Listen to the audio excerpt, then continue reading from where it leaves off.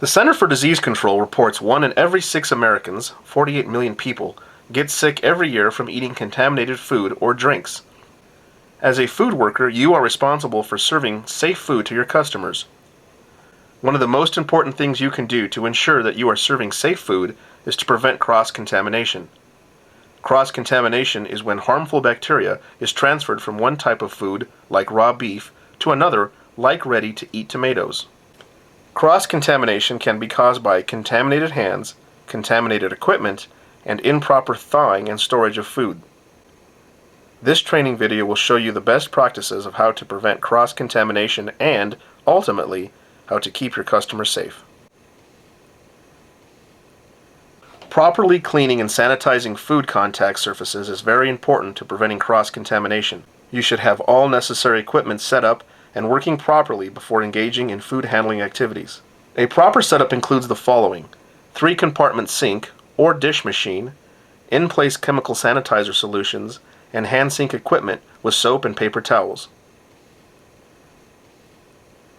While having all the necessary equipment set up ahead of time, you will be able to move seamlessly throughout your food preparation period while reducing the risk of cross-contamination on food contact surfaces. When equipment is larger than the basins of the 3-compartment sink, in-place cleaning and sanitizing is required. If a 3-compartment sink is used in your facility, set up and use the sink in the following manner. In the first compartment, wash with a clean detergent solution and hot water. Rinse with clean water in the second compartment. In the third compartment, sanitize with a sanitizing solution such as chlorine or quaternary ammonia mixed at a concentration specified on the manufacturer's label or by immersing in hot water with a temperature of 170 degrees Fahrenheit or above. Test the concentration of the sanitizer by using the appropriate test kit. The concentration of the solution shall be within the manufacturer's guidelines. If a dish machine is used, the following details must be checked to ensure that the machine is properly sanitizing all cookware and utensils. Identify if it is a chemical or high-temperature machine. For a high-temperature dish machine, ensure that food contact surfaces reach a surface temperature of 160 degrees Fahrenheit or above by using a thermal label or a temperature indicating device. If a chemical dish machine is used, ensure the sanitizing concentration is within the manufacturer's guidelines by using the appropriate test kit. When sanitizing in-place food contact surfaces, an in-place chemical sanitizer solution and a wiping cloth must be set up in close proximity of the food preparation area. Be sure to use separate buckets of sanitizer for raw and ready-to-eat food. The following supplies are needed: clean buckets, chlorine and quaternary ammonia sanitizer, test strips, clean wiping cloths.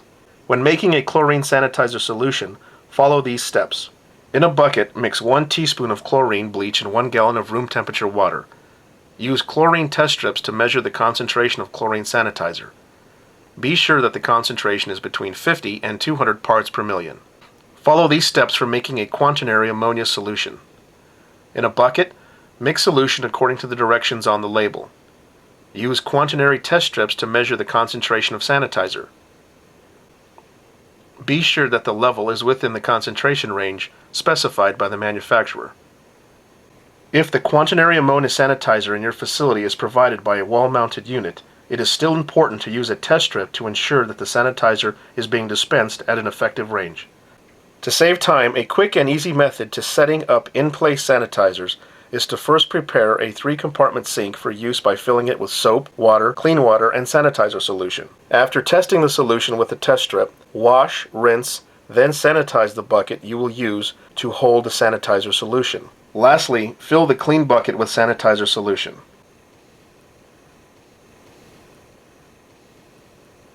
All sinks designated for hand washing should be clear, clean, and easily accessible.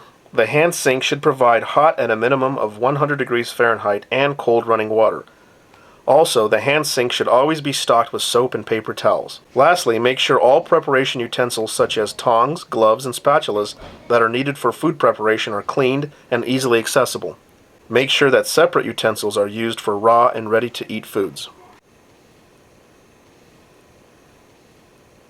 Proper food storage is one of the key ingredients to prevent cross-contamination. If packages of raw meat were to drip into ready-to-eat fruit, then your customers would get a dose of harmful bacteria and will be suffering from food poisoning for several days.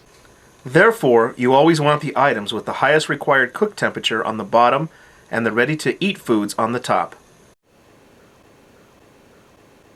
Poultry such as chicken and turkey have to be cooked at 165 degrees Fahrenheit, so it must always be stored on the very bottom. Ground beef is cooked at 155 degrees Fahrenheit, so it has to be above chicken. Lamb, fish, eggs, and pork are cooked at 145 degrees Fahrenheit, so they must be above beef. Ready-to-eat food such as tortillas, fruit, raw vegetables, and other foods that are not going to be cooked should be stored on the top shelf. If your storage space is limited, then be sure all raw animal products are stored in separate covered containers on the bottom shelf. Ensure there is enough space between the items so that one cannot fall onto another. If your raw meats are stored in the cold top unit or cold drawer, be sure to store the items with the highest cook temperature at the front of the unit or drawer.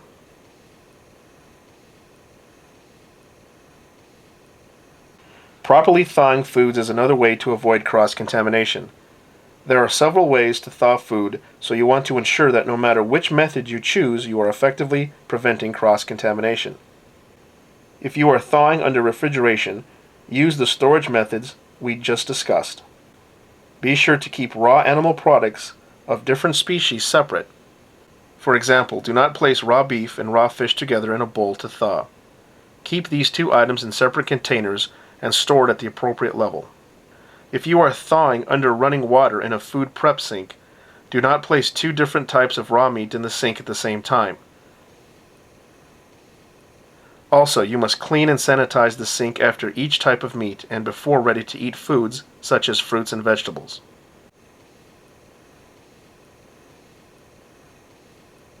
Another key ingredient to preventing cross-contamination is that you are washing your hands and equipment when necessary. Always remember that you must wash your hands after handling raw meat or eggs before handling any other food products and clean equipment. For example, after you place raw chicken on the grill, you must wash your hands before placing the bun on the grill and before handling the spatula or touching the refrigerator door. Be mindful that cross-contamination can occur even when handling raw shell eggs.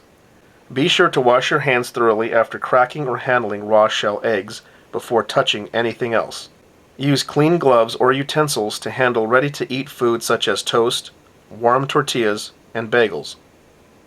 If you are wearing gloves and handle raw meat or eggs, then you must remove the soiled gloves and wash your hands before handling food or clean equipment. Wiping your hands with a sanitized towel, dipping your hands in the sanitized water, and using instant hand sanitizer are not replacements for hand washing. Washing your hands with soap and hot water and drying them with paper towels is the only way you can ensure you are serving safe food.